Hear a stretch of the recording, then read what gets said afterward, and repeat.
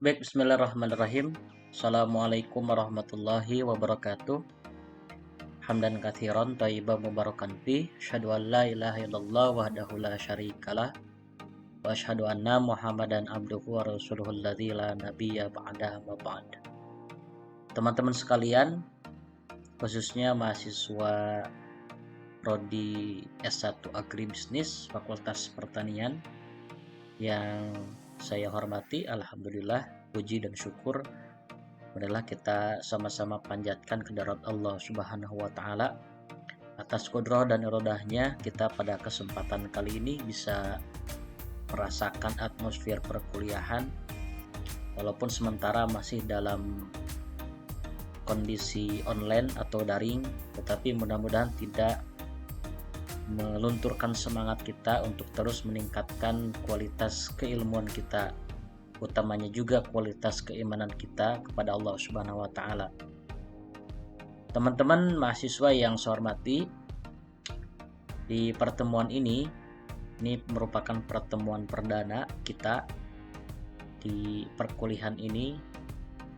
Salah satu mata kuliah wajib yang mesti diikuti oleh mahasiswa yakni agama.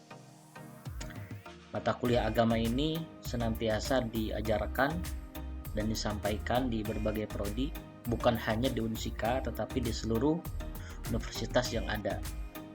Oleh karenanya, karena wajib, saya berharap bahwa teman-teman sekalian bisa mengikuti perkuliahan ini dengan maksimal, dengan serius, dan dengan hati terbuka supaya kemudahan akan kita dapatkan di kemudian hari. Baik teman-teman sekalian, di pertemuan ini kita akan, atau lebih tepat saya akan menyampaikan kontrak perkuliahan yang nanti kita akan lebih efektif kemudian melaksanakan perkuliahan di pertemuan-pertemuan yang akan datang. Saya coba mulai dengan identitas perkuliahan secara singkat ya. Insya Allah nanti RPS akan di-upload di e-kampus berhubung satu dan hal belum saya upload, dan secara singkat bahwa mata kuliah agama ini memberikan pengetahuan dan pemahaman bagi mahasiswa. Khususnya di dalamnya ada materi-materi yang berkaitan dengan akidah, kemudian akhlak, sumber-sumber ajaran agama atau ajaran Islam, hukum Islam, sosiologi dan antropologi Islam, ilmu pengetahuan dan teknologi dalam Islam, serta konsep keluarga dalam Islam. Ini gambaran umum yang nanti akan dijelaskan secara rinci dalam pertemuan-pertemuan yang akan datang. Capaian prodi, capaian pembelajaran lulusan ini belum Bapak cantumkan, nanti insya Allah akan Bapak cantumkan di RPS karena ini perlu pendalaman, perlu pengkajian lebih dalam, utamanya harus banyak berdiskusi dengan ketua prodi agribisnis. Kira-kira capaian pembelajaran lulusan untuk mata kuliah agama ini seperti apa? Hanya saja secara deskripsi tadi perkuliahan, insya Allah bahwa mata kuliah ini akan berorientasi pada visi misi Unsika Universitas yang unggul dijiwai budaya bangsa begitu. Kemudian jumlah SKS dan pertemuan mata kuliah ini terdiri dari 2 SKS ya. Terdapat 14 pertemuan, 1 kali UTS dan 1 kali UAS, di total 16 pertemuan. Adapun bahan kajian yang akan kita kaji bersama, setidaknya ada 13 kajian. Yang pertama ada rukun agama yang berkaitan dengan iman, Islam dan ihsan.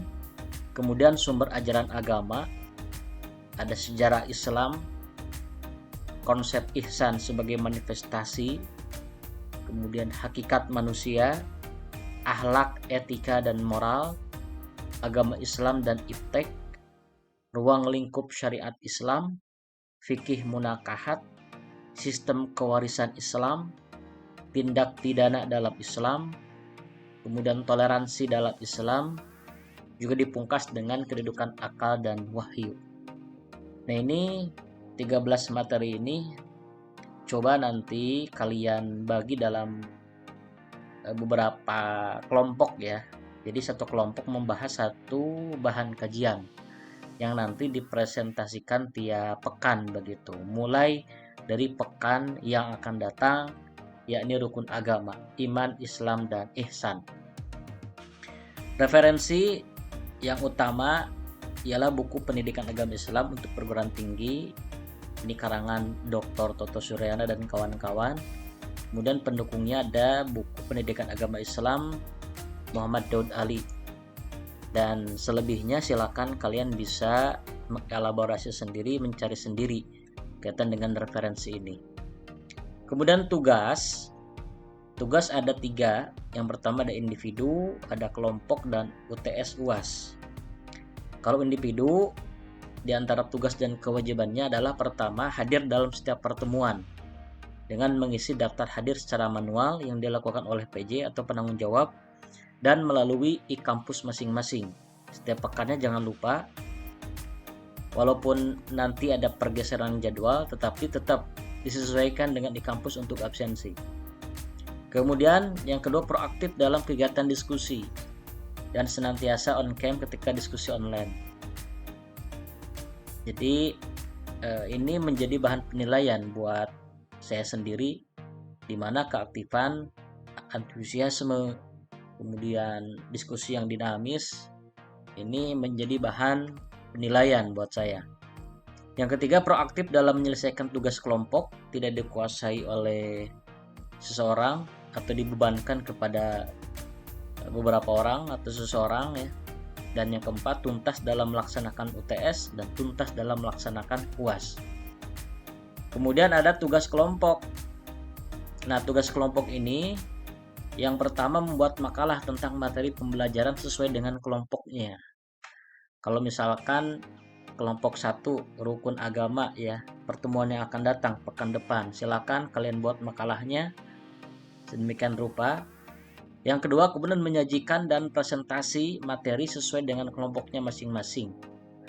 Tiap pekan secara online melalui Zoom atau Google Meet yang disiapkan oleh kelompok masing-masing. Jadi setelah dibuat makalah, kemudian dipresentasikan. Yang sebelumnya Bapak akan sampaikan dulu perkuliahan, Bapak sampaikan studi kasus begitu, karena perkuliahan menggunakan case method begitu. Kemudian yang ketiga, membuat notulensi jalannya diskusi, terdiri dari peserta yang hadir siapa, ini kelompok ya. Kemudian menghimpun beberapa pertanyaan, lalu sampaikan ke dosen pengampu. Yang keempat, PPT dan makalah dalam bentuk Word sampaikan ke dosen pengampu. Itu tugas kelompok. Kemudian tugas UTS UAS. Tugas UTS berupa pengisian soal dan penyempurnaan makalah disesuaikan dengan format yang akan Bapak sampaikan. Jadi makalah yang sudah ada nanti disempurnakan dengan format yang akan Bapak sampaikan, Bapak kirim nanti, ada format khusus. Kemudian untuk tugas UAS, pengisian soal juga dan naskah artikel bebas plagiat. Jadi pastikan nanti makalah yang sudah disempurnakan dengan format yang baru itu bebas plagiat begitu. Bapak akan cek masing-masing naskah kalian.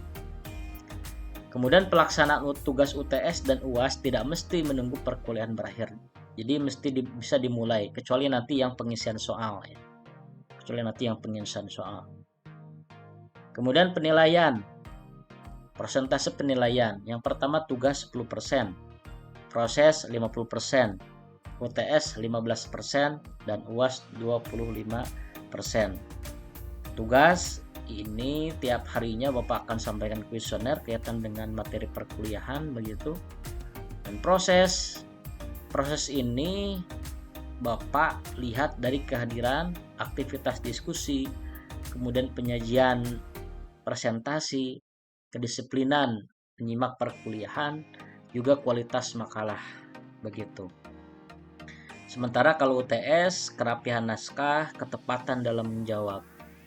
Dan untuk UAS, kerapihan naskah, ketepatan dalam menjawab, naskah artikel bebas plagiat, itu penilaiannya.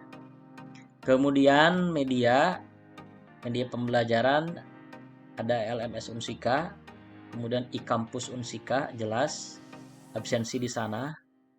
Google Classroom sudah dibuatkan, segala macam instruksi akan Bapak sampaikan di sana tiap pekannya. Kemudian YouTube perkuliahan, atau Bapak menyampaikan kuliah lewat media YouTube. Kemudian Zoom meeting atau Google Meet. Aktivitas diskusi kita laksanakan di Zoom meeting tersebut. Nah, itu saja barangkali teman-teman yang bisa saya sampaikan pada kesempatan kali ini. Minggu depan jangan lupa kita mulai diskusi kelompok pertama. Silakan bagi dulu kelompoknya menjadi 13 dan minggu depan kita mulai diskusi kelompok pertama. Itu saja barangkali, mudah-mudahan kita semua disehatkan. Terima kasih, hatur nuhun, jazakumullahu khairan katsira. Assalamualaikum warahmatullahi wabarakatuh.